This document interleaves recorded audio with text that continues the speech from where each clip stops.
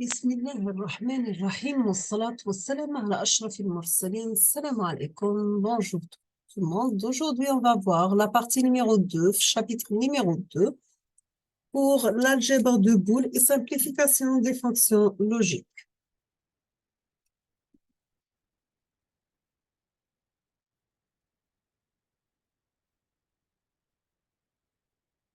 Donc, vous avez les symboles avec l'équation et le symbole notation française.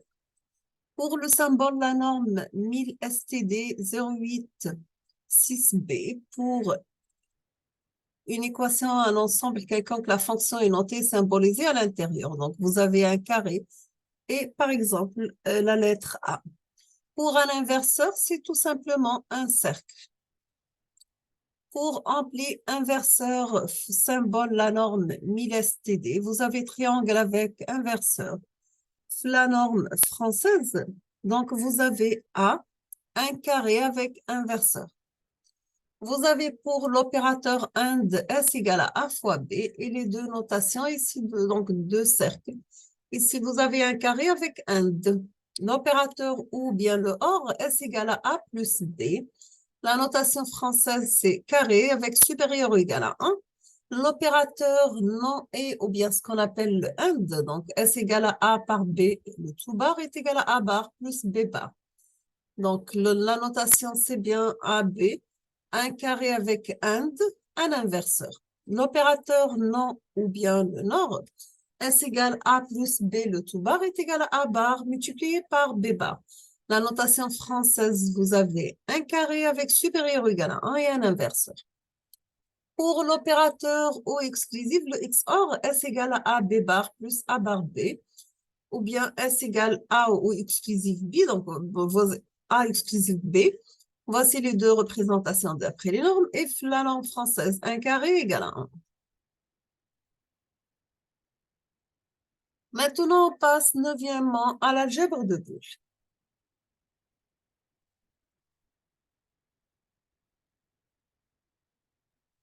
Donc, pour Georges Boole, mathématicien anglais qui est né en 1815, décédé en 1864, a démontré que si l'on peut trouver un espace dans lequel certains axiomes se vérifient, alors on se retrouve dans un cas singulier où un certain nombre de théorèmes peuvent s'expliquer. On va commencer par les axiomes. Pour qu'une algèbre puisse être dite de Boole, elle doit vérifier premièrement la commutativité, c'est-à-dire A plus B égale à B plus A, ou bien A multiplié par B égale à B multiplié par A. Deuxièmement, nous avons l'associativité, donc A plus B plus C est égal à A plus B plus C entre parenthèses, ou bien A fois B entre parenthèses multiplié par C est égal à A multiplié entre parenthèses BC. Nous avons aussi la distributivité, c'est-à-dire A multiplié par B plus C, ça sera AB plus AC.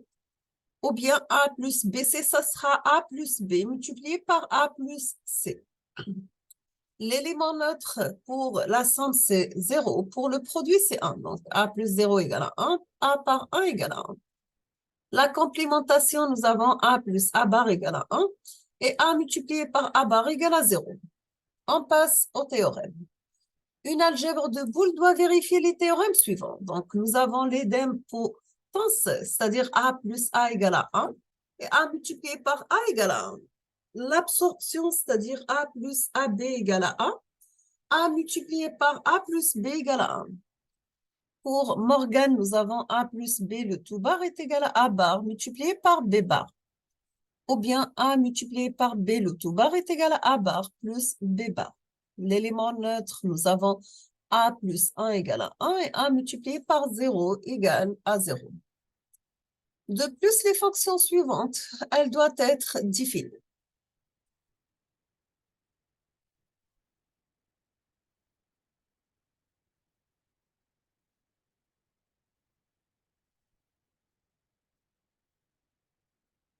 Nous avons A XOR B est égal à B bar plus B, A bar. A and B est égal à A bar plus B bar multiplié par A plus B. A supérieur ou égal à B, donc est égal à A plus B bar. A nord B est égal à A par B, A and B est égal à A bar plus B bar. Nous avons autre règle de l'algèbre de Boole. On va commencer par les règles, les fonctions ou et les fonctions i. Le nilpotence, l'involution, c'est A 2 fois bar égale à 1. L'idempotence, c'est-à-dire A plus A égale à A, et A par A égale à 1. L'absorption 1, c'est A plus AB égale à 1. Et A multiplié par A plus B égale à 1. L'absorption 2, c'est égal à A plus A bar B est égal à A plus B. Ou bien, A multiplié par A bar plus B est égal à AB. Pour le consensus, nous avons le AB plus A bar C plus BC est égal à AB plus A bar C. C'est l'identité de Black. Ou bien A plus B, le tout multiplié par A bar plus C, le tout multiplié par B plus C. Ça sera tout simplement A plus B multiplié par A bar plus C. Pour Morgan, nous avons A plus B bar est égal à A bar plus B bar, multiplié par B bar, pardon. Pour A fois B bar, ça sera A bar plus B bar. Nous avons que le complément d'une somme est égal au produit des compléments et le complément d'un produit est égal à la somme des compléments. Quelles sont les règles de complémentation? Si nous avons une expression logique F, l'expression F bar complémentaire de F s'obtient en permettant dans F les opérations ou en et les opérations I devient ou en remplaçant chaque variable par son complément. Bien sûr, sans oublier de placer ou bien de supprimer les parenthèses afin de maintenir la règle de hiérarchie des opérations. On va prendre un exemple.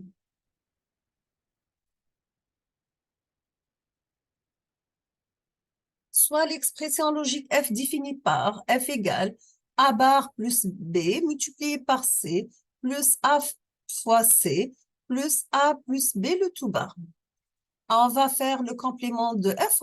On aura dans ce cas f bar égale a bar plus b multiplié par c plus a bar fois c plus a plus b le tout bar et le tout bar. Pour la règle de Morgan, le complément d'une fonction, c'est la simplification en utilisant les règles. Dans ce cas, on aura f bar, ça sera a bar plus c, fois c bar, multiplié par ac bar, multiplié par a plus b, 2 fois bar. Et on va simplifier jusqu'à l'arrivée de f bar égale a bar plus b le tout bar plus c 2 fois bar, multiplié par a bar plus c bar par a plus b. On aura, dans ce cas, au lieu de la somme, ça sera un produit. Au lieu du produit, ça sera une somme. Dans ce cas, ça sera AB bar plus C bar, multiplié par A bar plus C bar, multiplié par A plus B. On va faire la distribution des deux parenthèses, la distributivité. On aura à la fin, après la terminaison des opérations, vous aurez à la fin tout simplement égal à C bar multiplié par A plus B.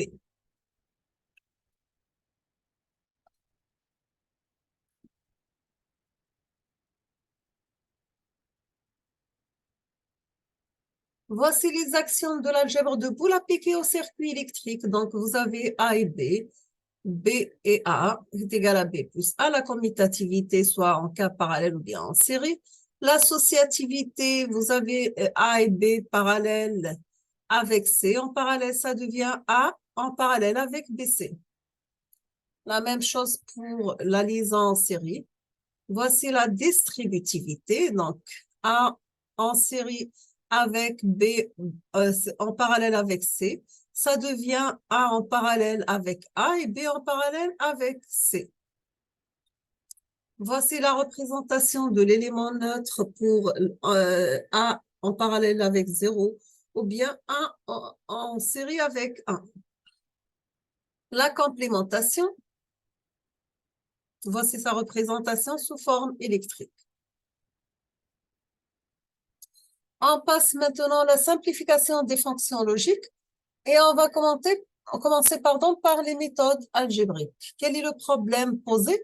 C'est qu'une fonction logique peut être représentée par plusieurs expressions différentes, mais totalement équivalentes. Donc, vous avez par exemple f est égal à AB plus A bar C plus BC. Elle est identique à f égale AB plus A bar C. Donc, la clé, c'est bien le théorème du consensus. Si nous avons G est égal à bar B bar plus AB plus BC, elle est identique à G égale A bar B bar plus AB plus A bar C.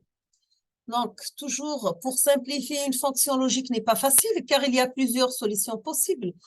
Il faut donc adopter une méthode et définir un critère permettant de justifier que l'écriture de l'expression elle est minimale. Il est possible de passer d'une expression à une autre en utilisant les règles de l'algèbre de Boole. Nous avons un exemple. Si nous avons la fonction logique f en fonction de a, b, c, d, définie sous forme décimale suivante à poids fort, donc vous avez f, a, b, c, d est égal à la somme pour 1, 5, 7, 9, 11, 12, 14 et 15. La première forme canonique, c'est la somme de produits de f est égale, dans ce cas, f égale a bar, b bar, c bar, d, plus a bar, b, c, d bar, c bar, d, plus a bar, b, c, d, plus a, b bar, c bar, d, plus a, b bar, c, d, plus a, b, c bar, d bar, plus a, b, c, d bar, plus a, b, c, d. La première simplification, on obtient 5 produits de ces 3 variables. Pour la deuxième simplification, on va obtenir 4 produits de 3 variables. Pour la troisième simplification, on aura 4 produits de 3 variables différentes du précédent, bien sûr.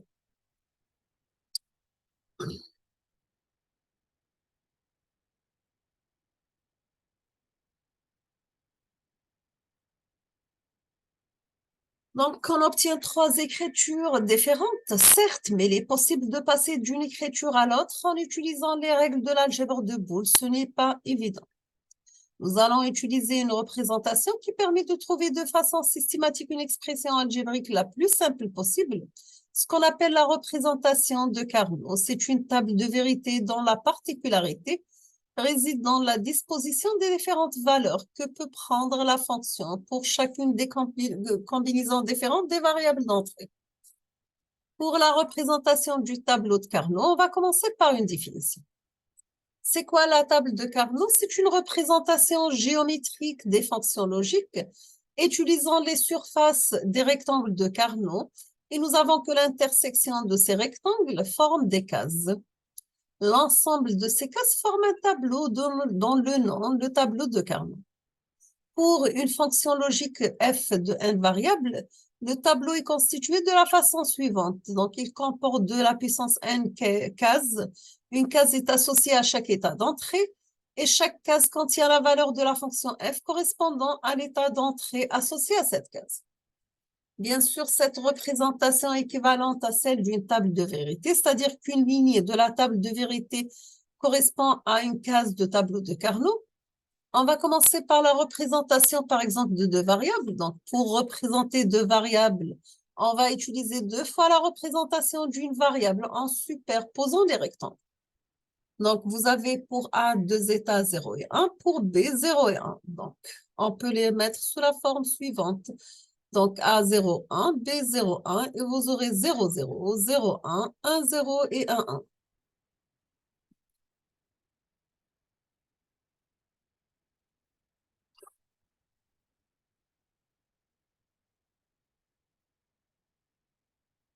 Bien sûr, à chacune des surfaces élémentaires, on fait correspondance les 4 relations élémentaires pouvant exister dans le cas des 2 variables. Donc, vous avez ici A bar, B bar, c'est 0, 0, A, B bar, c'est 0, 1, A bar, B, c'est 1, 0, et A, B, ça sera 1, 1. La case est alors une des combinaisons de l'état des entrées et dans cette case, on met alors la valeur que prend la fonction pour la combinaison d'entrée correspondante.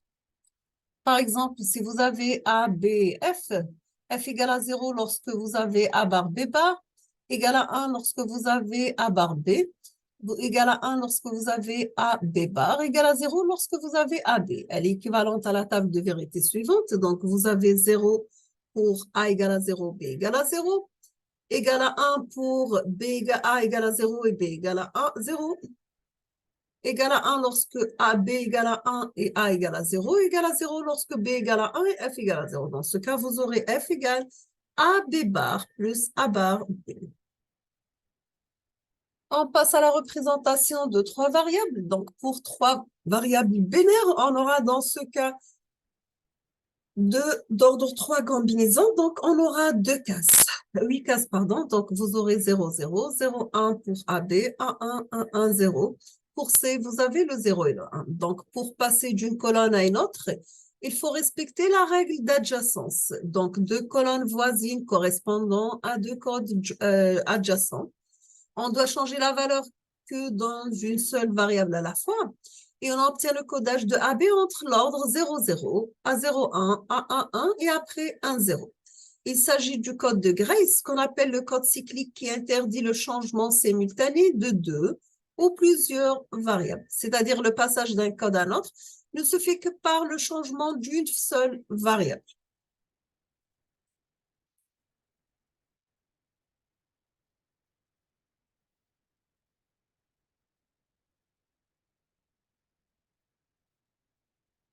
Pour la représentation de quatre variables, pour quatre variables binaires A, B, C, D, pardon, on termine avec 3 et on fait un exemple de 3 et on va voir les quatre variables.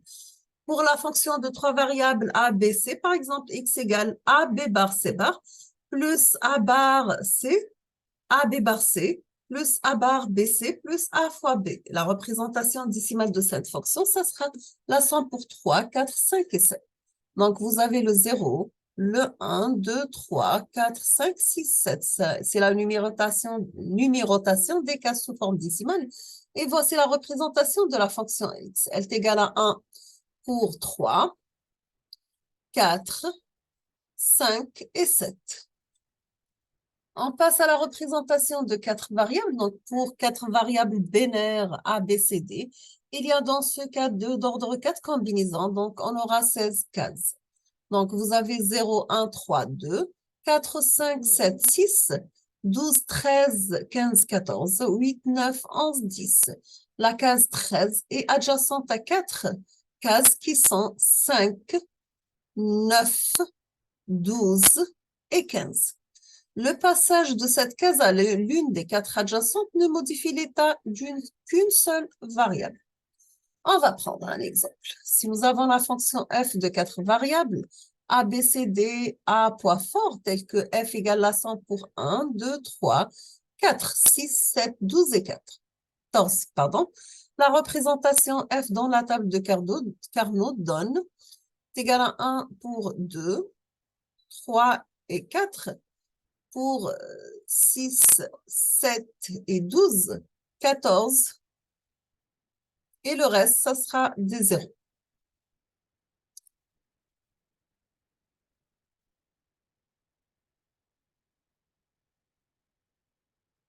Maintenant, on passe à la représentation des monomes. Exemple, soit la fonction f en fonction de ABCD qui est égale à 100 pour 2, 3, 5, 10, 13 et 14. Dans ce cas, f, ça sera A bar, B bar, C, D bar, plus A bar, B bar, C, D, plus A bar, B, C bar, D, plus A, B, C bar, D, plus A, B, C, D bar. La fonction f s'écrit comme une somme de produits logiques de quatre variables et chacune de ces produits logiques s'appelle monome. La fonction f comprend 5 monomes de quatre variables qu'on représente dans la table de Carnot suivante. Donc, vous avez 0, 1, 3 et 2, 4, 5, 7 et 6, 12, 13, 15, 14, 8, 9, 11, 10. Donc, vous avez pour le 3, c'est A, B bar, B bar, C, D. Pour le 2, c'est A bar, B bar, C, D. Pour le 5, c'est A bar, B, C bar, D. Pour le 13, c'est A, B, C, D bar. Pour le 14, 14, c'est A, B, C, D bar. Pour le 13, c'est A, B, C bar, D.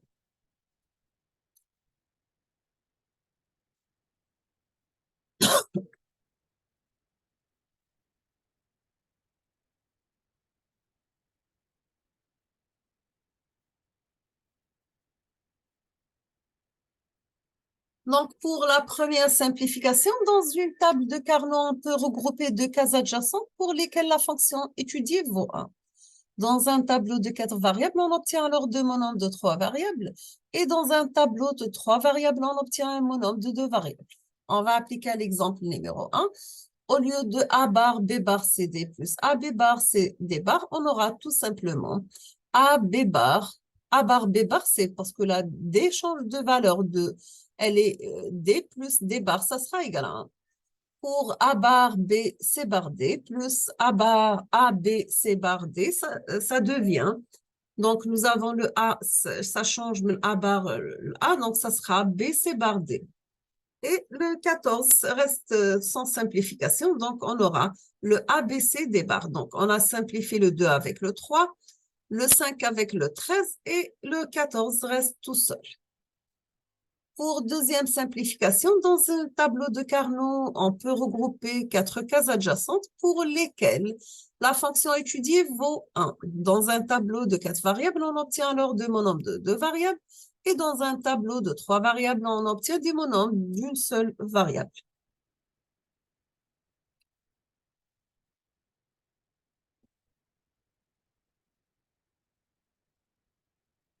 Un autre exemple, donc soit la fonction f en fonction de a, b, c, d, qui est égale à la somme pour 2, 3, 6, 7, 9 et 13. F égale dans ce cas a bar, b bar, c, d bar, plus a bar, b bar, c, d, plus a bar, b, c, d bar, plus a bar, b, c, d, plus a, b bar, c bar, d, plus a, b, c bar, d. Donc, est égal à 1, 3 et 2, 6, 6, 7, 13 et 9. Donc, si on va simplifier les 4, on va aboutir à A bar C. Et si la simplification des deux, on obtient A C bar D.